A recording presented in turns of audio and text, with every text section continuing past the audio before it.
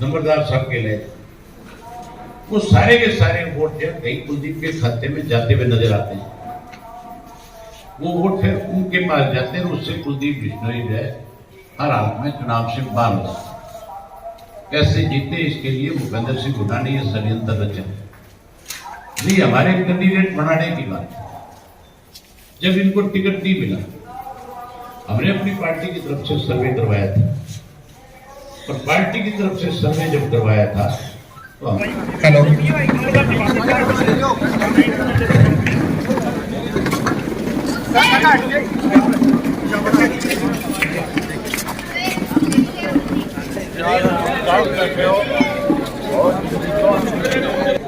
गर्मी और कपास की बुराई चल रही है, उसके साथ साथ सरसों की बिजाई चल रही है। सरसों की बिजाई चल रही है, बावजूद उसके हर गांव के अंदर सैकड़ों सैकड़ों की संख्या में लोग मिले।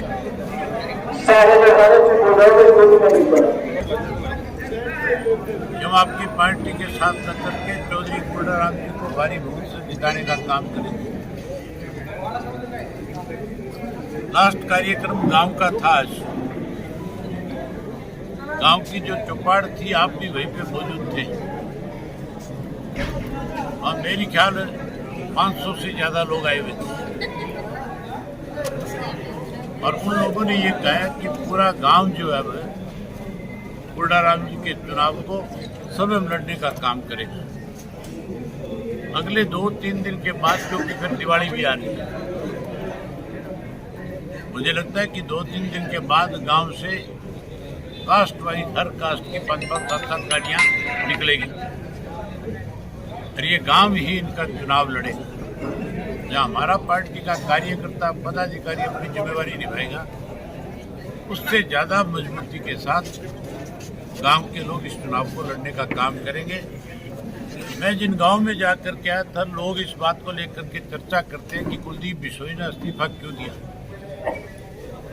इस्तीफे कारण पूछे गए उससे कि क्या किसी स्वार्थ के तहत इस्तीफा दिया,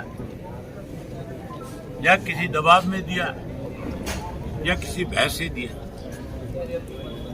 इस्तीफा देने का कोई कारण बनता नहीं था, लेकिन अपने स्वार्थ की पूर्ति के लिए इस्तीफा दे करके लोगों के इलेक्शन में झोंक दिया। इसलिए लोग अब की बार इसको अच्छी तरह समझ पाएंगे। इनेलो किन मुद्दों के साथ जा रही है सर? मौजूदा जो सरकार है, इस सरकार में तो 3 साल में पिछले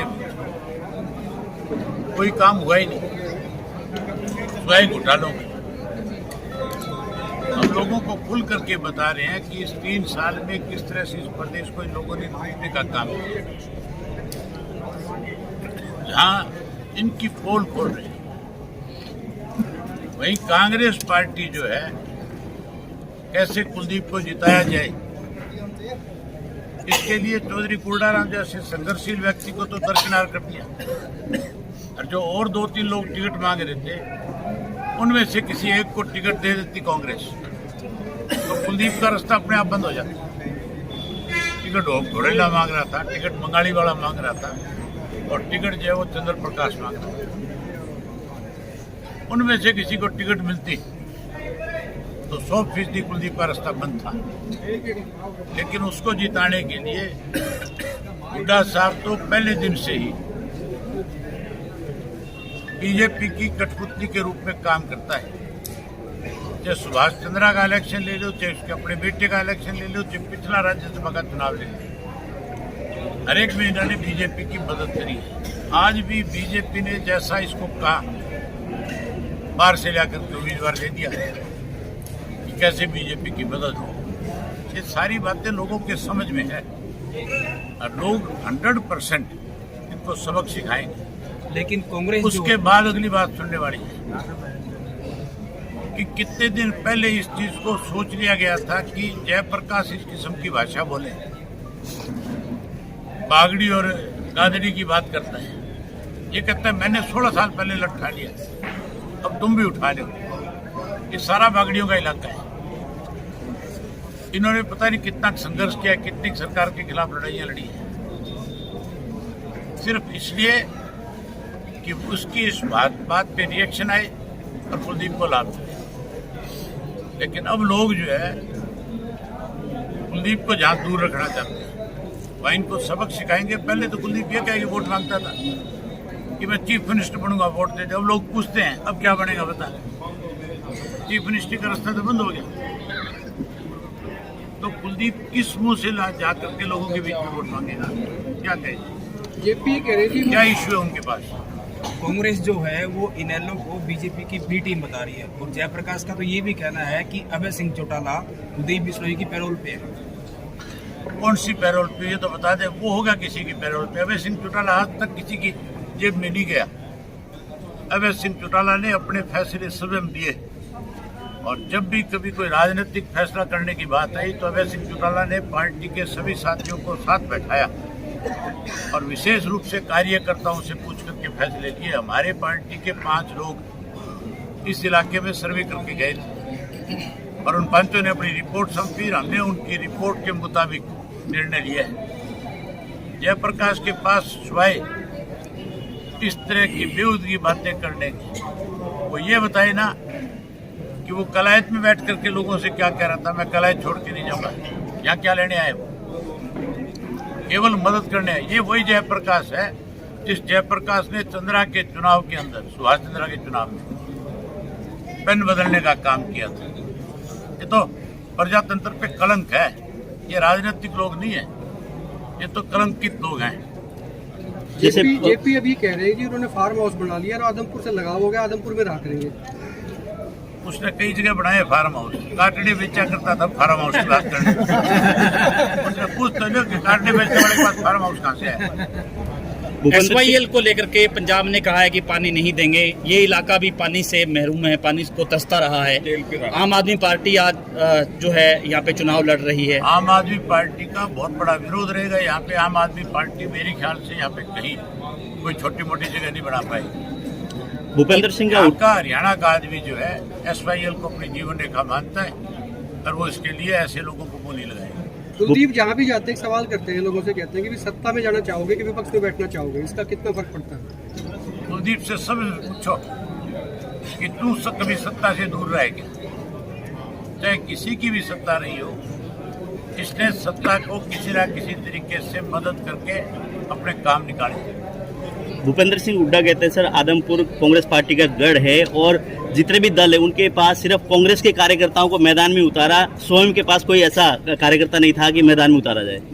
आप यही रहते हो ना, किसी हिसार जिले के हो। आप बताओ भूपेंद्र सिंह हुड्डा आदमपुर में कितनी बार आए? जो गढ़ मानता है उसको कोई ना कोई बुलाएगा तो सही। इन लोगों को तो कोई ब्याह शादी में भी नहीं बुलाता। बाकी टाइम पे किसी को बुलाना नहीं बुलाना बहुत दूर की बात है। इनसे पूछो कि पिछले 12-14 साल में तू आदमपुर में किन किन लोगों के घरों में ब्याह शादी में भी शामिल होने के लिए आए। जो लोग कभी आए नहीं वो अपने आप को कहते हैं हमारा गढ़ है, और क्या कहेंगे बेचारे। जेजेपी का क्या रुख लगता है? जो वो उनकी अंतरात्मा कह रही थी कि उसका ठीक नहीं हुआ, उनके फोटो वोटो नहीं लगे थे, नाराज थे, तो ये वाकई अब पोस्टर में एक फोटो आ गया है डिप्टी सीएम का। ये यहाँ वोट भी मांगेंगे कि इतना डंडा चढ़ाएगी बीजेपी वाले कि यहाँ पे कुलदीप के लिए वोट मांगेंगे। लोग आगे से ये कहेंगे कि जो लोग जिन्होंने चौधरी देवीलाल से 2 बार धोखा करके सत्ता छीनी, ये उनके लिए वोट मांगेंगे। लोग इनको शर्मिंदा करेंगे। आज खैरमपुर में काले झंडे दिखाए गए हैं बीजेपी के प्रत्याशी उन लोगों को कि स्कूल में धरना चल रहा है, स्कूल में शिक्षक नहीं है। लोग वो 13 महीने की किसान आंदोलन में जो आंदोलन में लड़ाई लड़ी, जो 13 महीने वहाँ तंबुओं में बैठ करके सर्दी और गर्मी में परेशान है, उसको कैसे भूल जाएंगे? हर हालत में इनको सब जगह पे काले झंडे ही देखने को मिलेंगे। अभी तो जो मुआवजा वाले इलाका है, जो गाँव, उनमें जाएगा वहाँ और ज्यादा विरोध होगा। कोडाराम जी किसान आंदोलन से जुड़े रहे हैं, क्या किसान संगठन के पक्ष में उतरेंगे? किसान संगठन कहाँ जाएगा? क्या किसान उन लोगों के साथ जाएंगे जिन्होंने किसानों का विरोध किया, या जो किसानों के पक्ष में कहीं जाकर के खड़े नहीं हुए?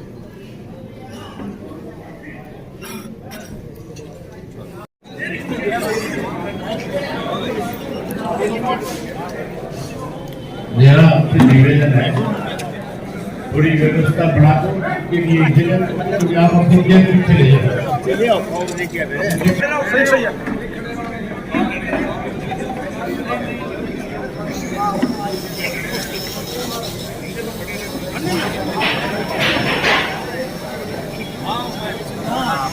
अब ये बीच में कोई आना जाना ना करे। मेरा कार्यक्रम बड़ा डिसिप्लिन वाला होता है और आपने भी निवेदन है। लोगों ने आपके सामने ये बात है, आप उससे एक बार ये तो पूछते,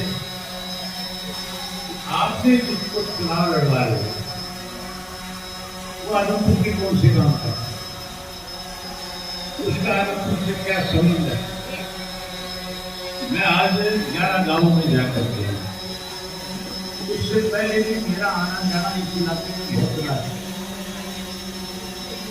और जहाँ यहाँ आना जाना है वही मैंने बहुत दिनों से एक बात पूछा है, किसी ने इनका हाथ पकड़ रखा बना देते, तब क्यों नहीं बनाया? ये बात क्या करके कोई आज की पढ़ी लिखी जनरेशन का बेवकूफ बनाना चाहते हो आप भी उनकी बात सुनते कि मेरे से ऐसे सवाल पूछ रहे हो जिनका कोई सवाल उचित नहीं। मेरा काम है सवाल पूछना। पैसे आए या नहीं आए, वो कह रहे हैं कि 500 करोड़ से ज्यादा का के प्रोजेक्ट आ गए हैं, आधे से ज्यादा पे काम चल रहा है। एक जगह भी काम नहीं चल रहा, ये जितने लोग बैठे हैं सारे आदमपुर विधानसभा वो 3 वर्ष के अंदर भव्य ये बता दे कि मैं फलाने गांव में लोगों की समस्याओं के लिए खड़ा हुआ था जाकर। मैं कल कितने बना दूं, वो तो कहता है मैं बना के दिखा दूंगी तैयार खड़े के साथ। ये सब चीजें फालतू है, बकवास है, ये कोई एजेंडा नहीं है चुनाव का। जो आदमी वोट लेने जाता है वो पहले लोगों के सामने अपना एजेंडा रखता है कि मैं किस बेस पे किस इशू पे आपसे वोट मांग गया। आप बता दें बीजेपी की मदद करते हैं। मैंने कहा कैसे मदद करते हैं? वो तो वोकल है, हमेशा स्टेटमेंट देते हैं, टीवी पे उनका बयान आता है, जनसभाएं करते हैं, भाषण देते हैं। बोले वो जी दिखाने वाला है हाथी का दांत, असली वाला तो वो है जब जब मौका आता है अभय सिंह चौटाला बीजेपी की मदद करते हैं। मैंने कहा सबूत? बोले कि आप राज्यसभा चुनाव देख लीजिए, बीजेपी कैंडिडेट को मदद किया, आदमपुर में कांग्रेस का कैंडिडेट या एंटी कुलदीप वोट का डिवीजन होता है इसलिए ऐसा कैंडिडेट दे दिया, हमारा वाला ये लेकर के दे दिया कैंडिडेट। तो उनसे पूछिए कि वो बीजेपी की मदद करते हैं कि नहीं करते। आप उस विधा से ये पूछो कि मैंने जो वोट किया था मैंने उसका सीधे तौर पे कारण लगाया, क्या मैं कांग्रेस को वोट देता मांग रहा था। एक चंद्र प्रकाश है IAS अफसर है रिटायर्ड, वो मांग रहे थे और एक घोड़ेला मांग रहा था। अब ये उनसे स्टेटमेंट दिलवाएंगे मेरी इस बात के बाद कि हमने टिकट की मांगी, सफाई देगी। लेकिन ये सब इनकी सरकार की बात है कि पैनल में नाम है, तो पैनल में नाम का मतलब वो टिकट की लाइन में है, मांग रही है।